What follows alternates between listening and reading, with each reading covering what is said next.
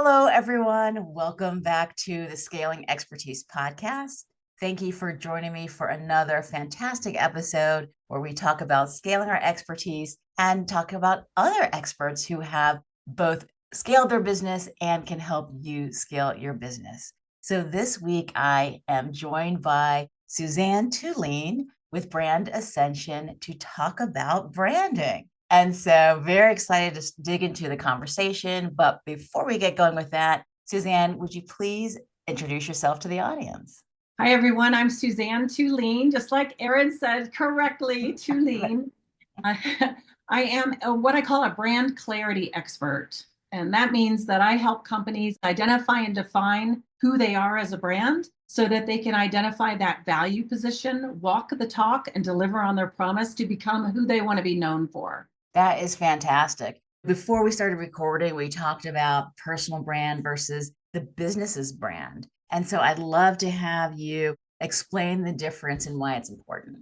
Mm-hmm. Well, maybe we should first talk about what branding is, so I can explain the difference between the corporate brand and then the personal brand. But so branding is different than marketing. A lot of people think it's the same thing. So I always say you market a brand, right? So if you're out there marketing something you have not yet fully identified and defined, meaning your brand, then the question becomes, what are you marketing? So marketing and branding are two separate functions. So a brand is just a set of perceptions. And all of us already have a brand, whether we're conscious of it or not. The question becomes, are you in control of it? Right. So would we equate a brand to like a reputation? Yes, because your reputation is a set of perceptions that I think I know about you. It's how, when we interact, or if I were to purchase a service or a product from you, how that's delivered and how I feel and what my perception is of that experience. So I, as a business owner, can actually define that and take control of that. Or I could be passive in that and let everybody else brand me, right? Mm-hmm. Without being conscious, strategic, and deliberate. So the process of branding, if brand is a perception, the process of branding is actually assigning meaning to that set of perceptions, right? So we're going to name the perceptions we want others to have of us. And that's the process of branding. It's not logo design. Yeah, I was about to say that. A lot of times people conflate brands and logos or their trademark, and they're all, but I'm not, people think I'm anti-trademark. I'm not, but they are definitely different things. Your logo is that graphic symbol that over time becomes the trigger, the visual trigger for people to remember how they felt when they worked with you. Oh, right? So that's the brand. So it's the trigger, the symbolic trigger that makes us think about the brand. So what do you want that trigger to mean? That's what I help my clients do. Oh, that's fantastic. All right. So with that foundation, personal brand, because mostly this audience is small businesses. So founder, operator, and or part of a small group of consultants or coaches or facilitators who work together. And so I think they probably have a pretty hard time separating their personal brand from their corporate brand. So let's talk about that. Yeah. So when I brand an organization, I'm branding an entity. And this is a collective entity that together serves the public, serves the market. So that's a much different approach or process in focus and implementation at the internal level, because it's got to be infused and fed through the entire organization so that they're all walking the talk and delivering on their promise. So when I'm working with a solo professional, a subject matter expert in their field, and they are selling their intellectual property or they're selling themselves really to do some work, they are like the only ones or one of two or one of a small group of people, practitioners, brokers, agents, those types of people. Then they have to actually think about how they're showing up, and they have total control over themselves and who they want to become known for. So we begin this process of the brand DNA, what I call a personal brand presence DNA, is the unpacking of the attributes that make them who they are. And then once we identify, we define those attributes, and then we begin to align them more consciously to those attributes so that they are delivering more and more in alignment with those attributes. So our vernacular might change, our narrative changes a little bit because we're more in tune, because we've identified and defined it and we've given it meaning for ourselves. And this doesn't mean that we're creating some character outside of ourselves. It's only the authentic fleshing out of those attributes that you really truly want to be known for. And it's the assignment of meaning of me, right? I am the brand. So what is Suzanne Tulien, right? It's that question. Yeah. So that's the difference between that personal brand, which is a little bit broader because it's more than just your job. It's how you show up in your family, with your friends, out in the community, how you deal with your own financial issues, with how you deal with your own self-care and wellness and well-being. It's all of that. It's big. It made me think of culture, like an organization's culture, but it's even like we, even as individuals, we kind of think of that as a group activity to culture, but you can have just your own culture and how people think about the way you move through the world. I really like that. You're me, myself, and I. That's a little mini culture in your brain, right? Yeah, absolutely. So the clearer you are in who you are, the more you're able to co-create experiences the way you want them to show up because you're more conscious, strategic, and deliberate at doing so. Otherwise, we talk a lot about this in my workshops. If we're not in control of our own brand, then we're vulnerable to those external challenges, stimulations, those things outside of ourselves that keep us from going inward, right? So we are impacted externally so much so that we're no longer internally driven until we get more clear and more conscious, strategic, and deliberate. Yeah, I mean, because it can be, your North Star, not just externally, but also internally. When you make decisions about who to work with, when you're clear on your brand, it's almost like two sides of the coin of your niche and your brand, because they both kind of have to work together, and it helps you make decisions about who you work for, how you work, what you're going to charge. All those things are all tied up in that, I think. You're spot on, Erin. You're right on it because you really start discerning differently when you are clear. You know what's on brand for you or off brand for you, right? Absolutely. And so many experts, professionals have a problem with this. It's very hard. I mean, I have good friends who, this is really lawyers, honestly. I'll just make that clear, just disclose that it's lawyers, that they will not turn away a client. Like if someone wants something that they can do, they will do it. Like, why would you? I'm like, because you're all over the place and you're just, law offices up. What does that mean? And so great, you have some referrals, but whenever they're struggling with business development, well, it's because you're just a lawyer, for lack of a better, and it's a tough one though. And I'm sure lawyers aren't the only ones who do this. It takes a little bit of bravery, frankly, to well, kind you of know what? I would say, well, when you go and do that and you take everything you can possibly do, you dilute your brand. So you're really hurting the perceptions others have of you because they're not clear. It's fuzzy. It's gray. They don't understand. You're doing all these different things. So the more empowering thing to do is get crystal clear and refuse or don't take or refer people that come to you for things that you kind of dabble in but aren't an expert. But the more you choose to stay in your lane and stay in your specific area of expertise, the more you become known for that and the more you co-create that experience for yourself.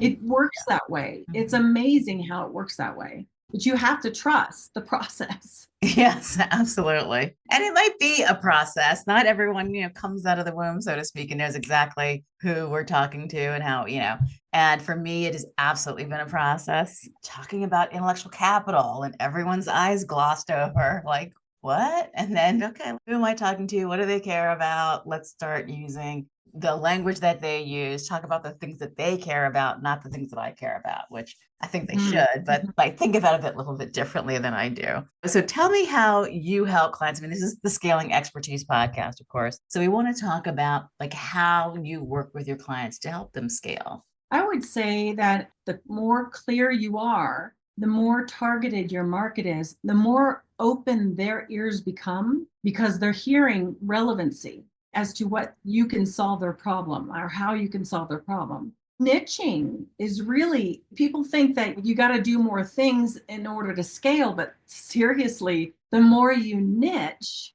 the bigger your opportunities become and the more expertise you can deliver on and become known for that because you're just more consistent in showing up in a certain area of expertise. More people get it, more people want it, more people realize they need it. It's just that way. So that's a unique way of thinking about scaling rather than thinking I'm going to add this additional service to my portfolio of services. I'm going to stay in my lane and really begin to tout what I can do in this lane. Does that make sense, Erin? Yeah, absolutely. 100% deeper. And when I run into consultants who don't have a niche and they're using third-party materials, maybe they're a coach and they have an ICF certification or some other certification, and they work with whoever needs there. And then they realize they don't have anything original. And they think, like, how do I even get started? Well, if you have a niche, we have all these general materials about how to be a coach, how to do leadership, how to do management consulting. But when you have a niche and you really understand, again, their language, their specific needs, you start to drill down on materials that are specific to them.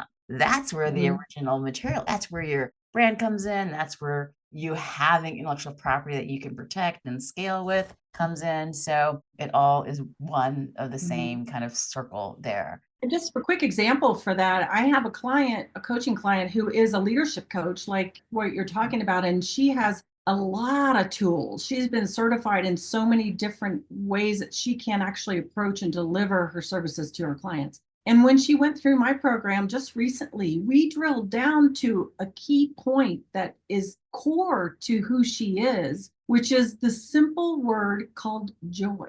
And so what she's doing is she's grabbing a hold of that word, and she's wanting to emphasize her ability to bring joy back into leadership.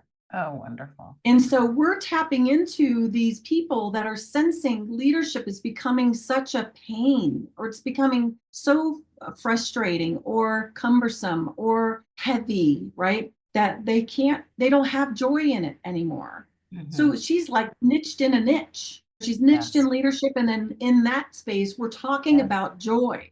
And boy, it's really starting to come together for her since she's able to use some new vernacular now in her stories and the way she delivers her stuff. It's really starting to attract some attention. And then she's just finished my program. So we're just now really putting it out there. That's fantastic. Well, that leads me to my next question, which is what pains are your clients feeling when they go, oh my gosh, I need to reach out to Suzanne? Like, what's happening in their businesses when they realize they need help? Yeah, that's a great question. Mostly they know that they are an expert in what it is that they do. They can't seem to articulate it in a way that others are feeling that it's non-commoditized. Lawyers are seemingly commoditized. Insurance brokers are commoditized. You get this sense of real estate agents, how are they different? It's that pain of feeling like you're a commodity in a sea of other competitors within your own market, coaches, consultants, and that sort of thing. That's one of the biggest pains that they have. And also pricing is another, pricing what they're worth and attracting those clients that are willing to pay for that when you've got the street cred and the differentiation, the proven capacity to do so. That those two are the most probably prominent things that people come to me for. They know they're the best kept secret in their industry and they don't know how to get that out there, right? Being undifferentiated is the race to the bottom. Talk about it is.